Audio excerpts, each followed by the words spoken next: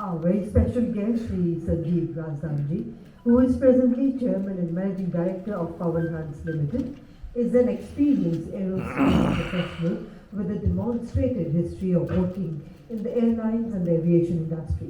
He is skilled in operations management, aircraft maintenance, airworthiness management and aeronautics. Helicopter services professional with a Master of Business Administration focused in aerospace from ESC Toulouse. Experienced aerospace professional is also has demonstrated history of working in the airlines aviation industry. And ladies and gentlemen, let's put our hands together to welcome Shri Sanjeev Rajdhan for his kind address.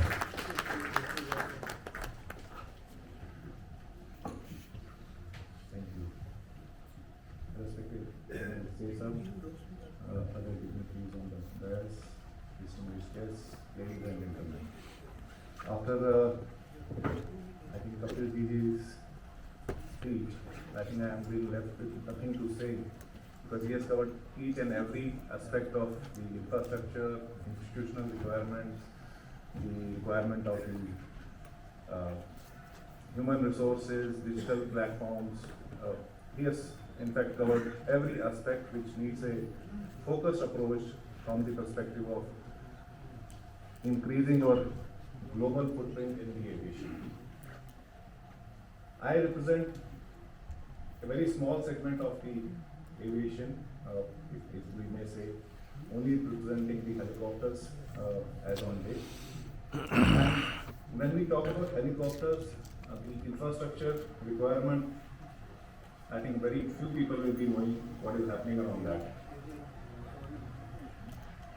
The infrastructure requirement, if I may say, because we have spent almost same time period in the industry, talking from the baby steps of developing maybe one single heliport in somewhere in J&K, which got operational and has become a success story.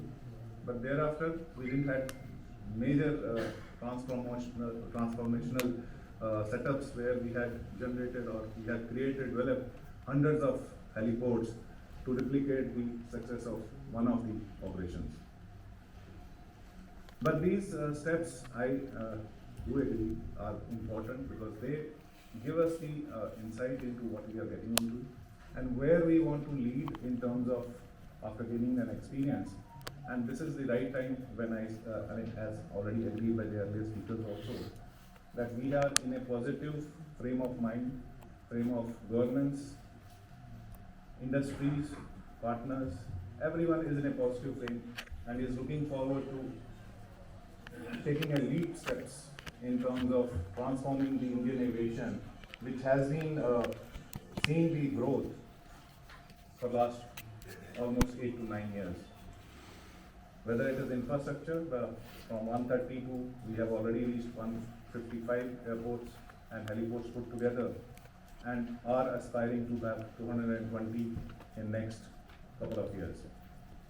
With increase in number of these airports, of course, the other elements, whether it is ATM, whether it is handling of the airports, airlines, number of aircraft we handle, the parallel services which are required on both sides, I'd say, in terms of air side as well as the city side, in a airport language, that we need to cater for every aspect of it, and there is a growth in everything what we do in as far as the aviation is concerned. Now coming to the helicopters are one of the slow platform in terms of the aircraft flying machines, and that's why we are not in current scenario welcomed at major airports. We are because we tend to slow down the business what the airports and the airlines do if they are operating out of a major airport. We are not welcomed as far as the helicopters are concerned. So it becomes even more important to have a separate infrastructure for helicopters, and the need has been felt over a period of, I'll put it 5 to 6 years, last 5 to 6 years, the need has been felt that we need to have a heliport infrastructure in place, and that has started from the our hilly states, which definitely need these infrastructure because of the constraint on the land availability and you can't have airports in a small area, too many airports which will not serve the purpose in terms of financial viability.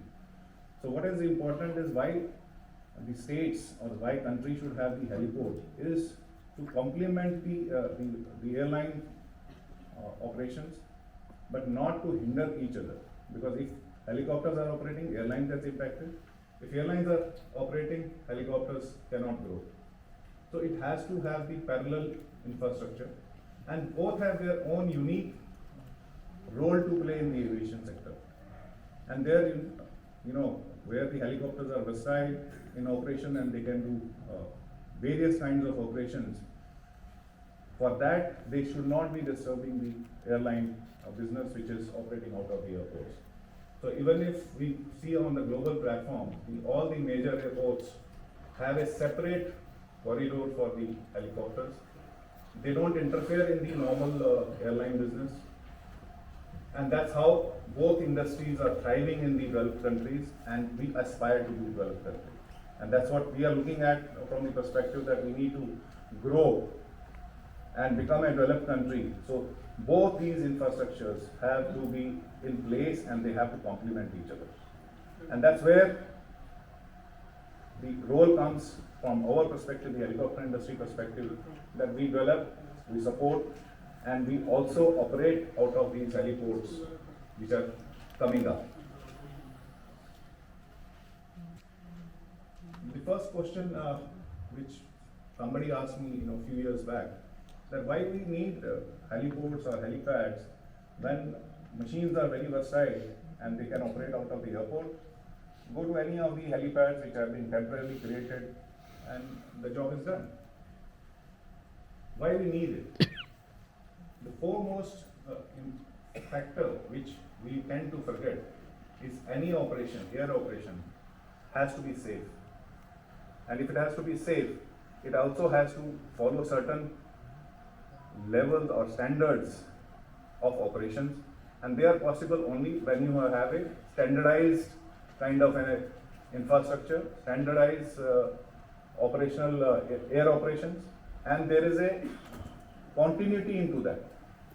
And if I may say that around 20 years back when we were operating in various parts of the country, we used to have the helipads in the grounds, playgrounds, which are created for some period of time, maybe 1 hour operation, and if next time I have to ask, the coordinates change.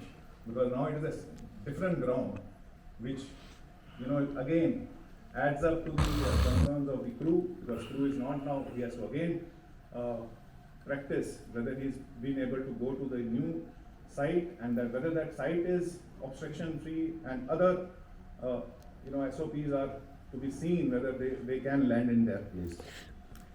So that's where the country needs, especially in the hill states where the terrain is tough. You have a situation where you can't have the airport at every place. You need to have a infrastructure which is obstruction free. It should have a clear approach and takeoff and landing area. And on top of it, once it has become a regular heliport, then it needs it is actually a miniature version of the airport.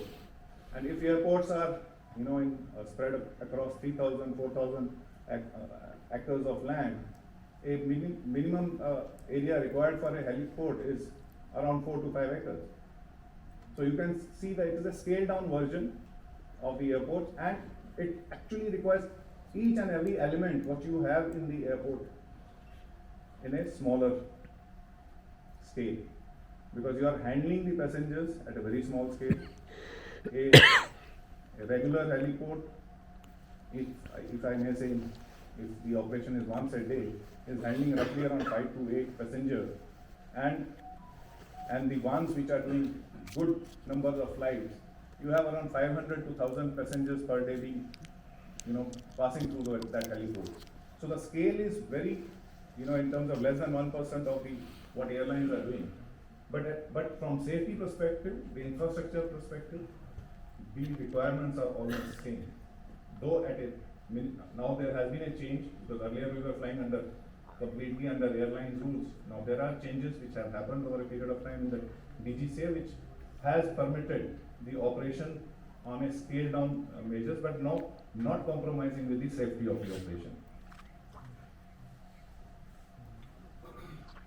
In Northeast, if I may say, or in Himachal or J&K or Uttarakhand, the role of helicopter is very important, and that's where these states do need the heliports, and there is a lot of work which is as of now going on in developing these.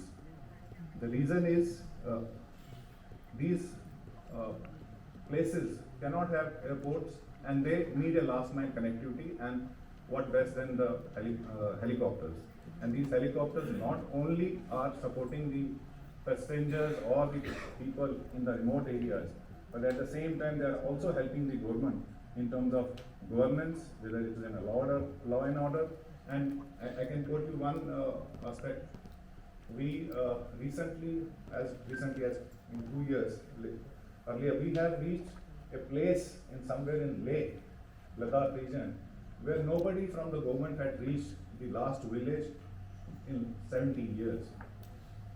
And those people were not aware what they are supposed to get from the government and how the government can support them. And getting a casualty or a patient out of a place where nobody could imagine they can also have the facility of a hospital which is just 40 minutes away from your destination. And that's the kind of impact which the helicopters have in these areas, and that's where we definitely need an infrastructure which should support these operations.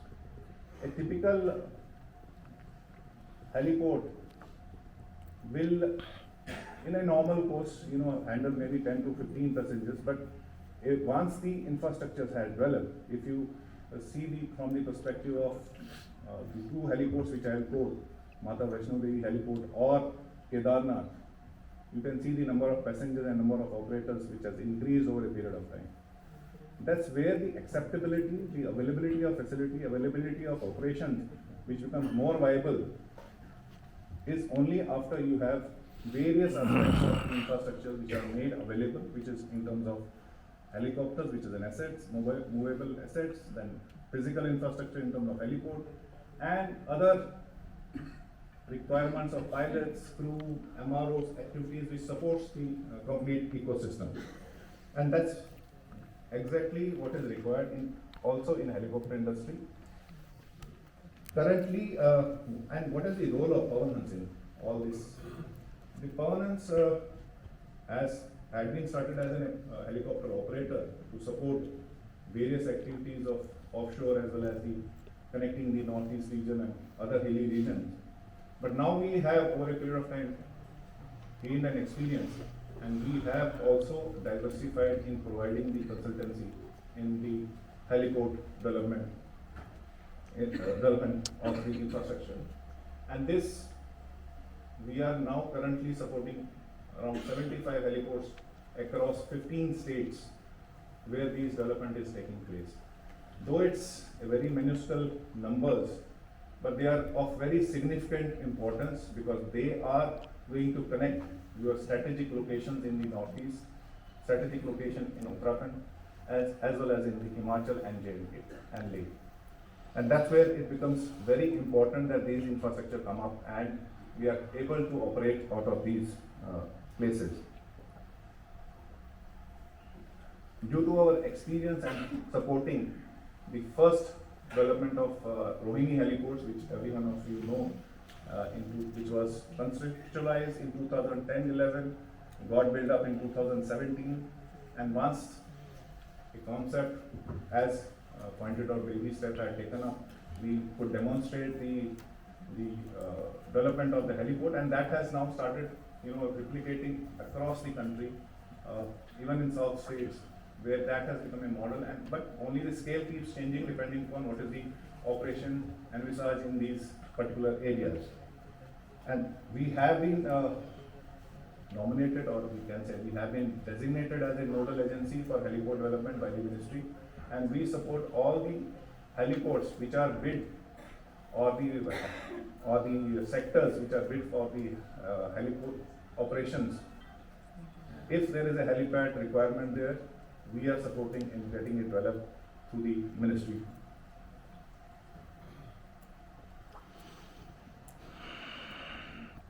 In if we see only the northeast region, currently we have around 30 heliports which are being developed, and there is additional requirement of more than 126 heliports in this area which are going to come up.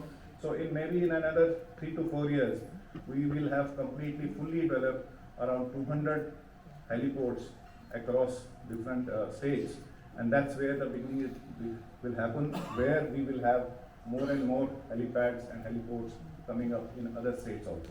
And as you must be aware that all these express highways which are being developed are also being developed with a master plan of having at least one helipad at every 50 kilometers, and especially it has started with Delhi-Mumbai corridor, and that's what we are looking at, that it will come up. And once these infrastructures are available, at the same time, the other institutional requirements which needs to be developed, which is in terms of having FTO in helicopters, which has recently one has started. We look forward that it will, more and more people will find interesting with the vision that there will be more helicopters flying in the near future, and that's where we will need more pilots, we will need more engineers and other related infrastructure. Pawan has also to, as rightly said, that since we need a human resource which should be capable of handling these operations.